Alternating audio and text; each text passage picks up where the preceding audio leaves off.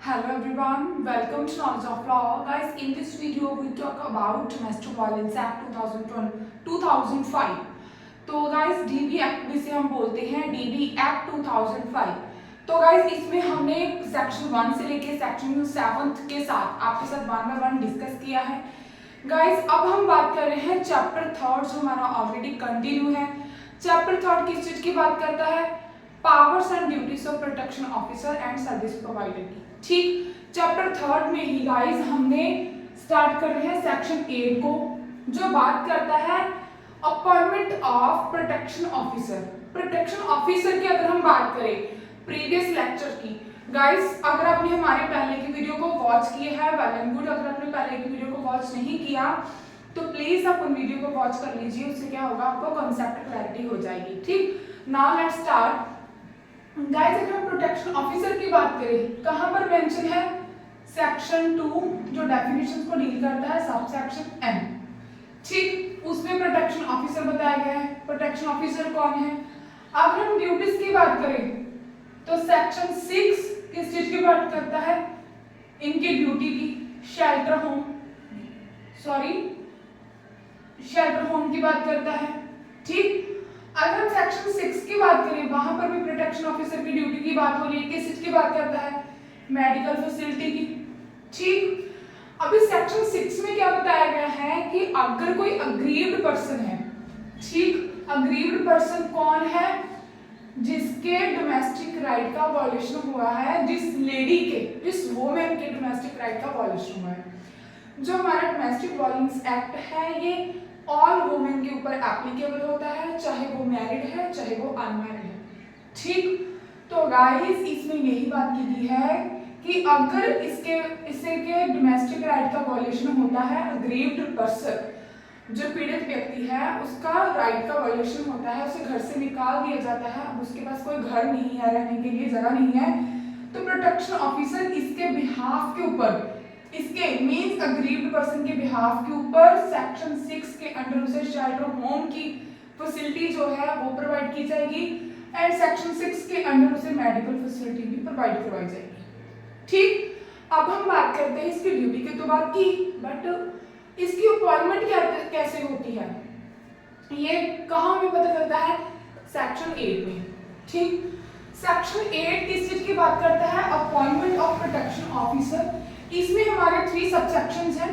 First subsection में बात हो रही है कि जो हमारे प्रोटेक्शन ऑफिसर्स हैं इन्हें कौन अपॉइंट करता है.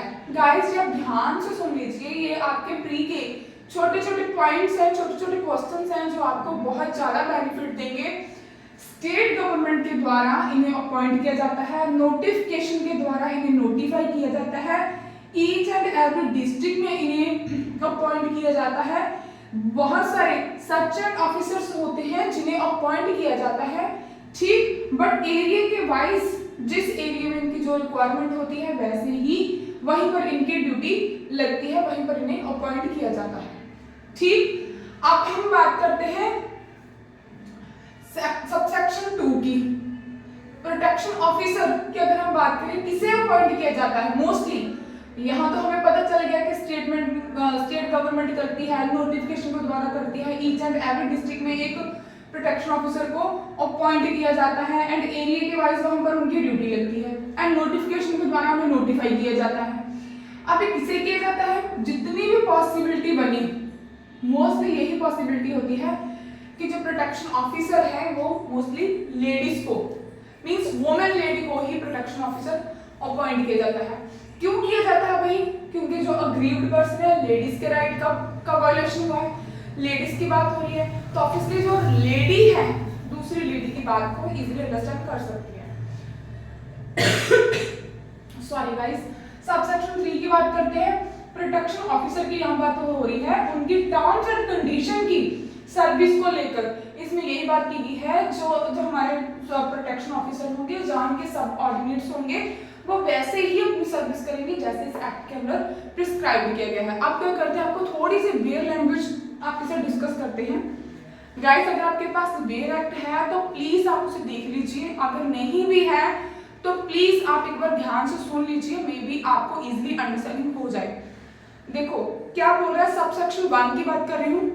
the state government shall by notification appoint such number of protection officer in each district। ठीक, यहाँ पर देखो स्टेट गवर्नमेंट के द्वारा इन्हें अपॉइंट किया जाता है। जो स्टेट गवर्नमेंट है नोटिफिकेशन के द्वारा नोटिफाई करती है।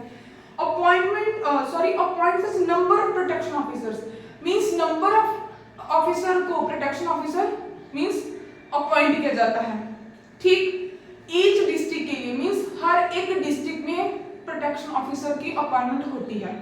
इट मे कंसीडर नेसेसरी जैसे भी उनकी नेसेसिटी होती है जिस एरिया में, and shall also notify the area उस एरिया को भी नोटिफाई किया जाता है, और area with in which a protection officer shall exercise the powers and perform the duty conferred on him or by under this act। ठीक, अभी आपको ये वाला तो ऑलरेडी क्लियर हो गया होगा। अब सब सेक्शन 2 की बात करती हूँ।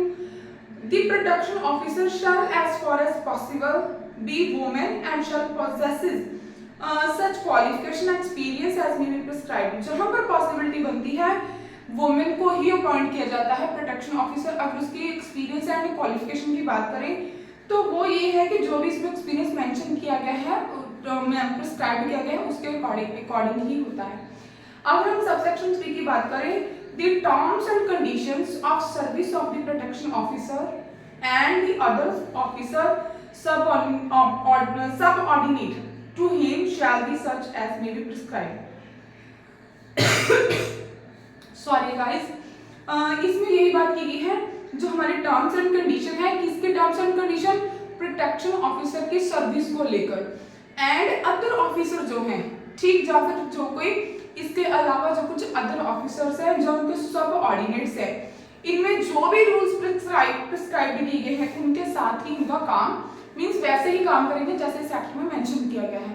गाइस, यहाँ पर आपको एक बात बता दूं कि जो आपके प्री के क्वेश्चन होते हैं इसमें मान लो कि पूछा गया जो प्रोटेक्शन ऑफिसर है, ठीक, उनकी अपॉइंटमेंट कौन करता है, A central government, B state government,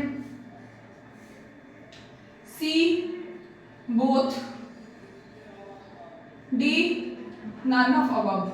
ठीक, अभी आपको कंफ्यूज बिल्कुल भी नहीं होना। जैसे ही आपको पूछा जाए कि प्रोटेक्शन ऑफिसर की अपॉइंटमेंट कौन करता है, स्टेट गवर्नमेंट। कौन से सेक्शन के अंडर, सेक्शन 8। ठीक, किसको अपॉइंट किया जाता है मोर देन वुमेन को। सॉरी गाइस, थोड़ी सी मुझे इन्फेक्शन हो जाती है कई बार दस्त है। तो ये देखो, जैसे ही हम बात आपके प्री के क्वेश्चन की कर रहे हैं तो ये भी आप देख लेना कि वहां पर केवल ये भी आपका प्री का क्वेश्चन है, प्री का, कि किसकी अपॉइंटमेंट मोर देन की जाती है प्रोटेक्शन ऑफिसर के लिए। मान लो यहाँ पर वुमेन आ गया, यहाँ पर मैन आ गया, ठीक, यहाँ पर आ गया बोथ, या फिर यहाँ पर किसी और की बात होगी, तो आपको बी को ही टिक करना है, देख लेना ध्यान से। ठीक, ये था हमारा आज का लेक्चर सेक्शन 8 को लेकर। तो गाइस, अगर आपको हमारी वीडियोस अच्छी लगती है, अगर आपको थोड़ी सी भी नॉलेज एक्वायर होती है, प्लीज चैनल को सब्सक्राइब कीजिए, वीडियो को लाइक कीजिए, नीचे कमेंट मत करके बताइए कि आपको वीडियो कैसी लगती है और हमारे एफर्ट्स कैसे लगते हैं। इससे क्या होगा गाइस, हमें मोटिवेशन मिलती है, हम आपके लिए और नई नई वीडियो बनाते हैं। अगर आपके पास भी कोई भी एक्ट है, कोई डाउट है, तो प्लीज आप हमें बताइए, हम ट्राई करेंगे कि आपका डाउट भी क्लियर हो। एंड अगर आपके पास कोई टॉपिक है तो हम वहां उसके ऊपर भी ट्राई करेंगे कि आपके लिए जितना पॉसिबल बने उसके ऊपर वीडियो बनाएं। ठीक, थैंक्स फॉर वॉचिंग।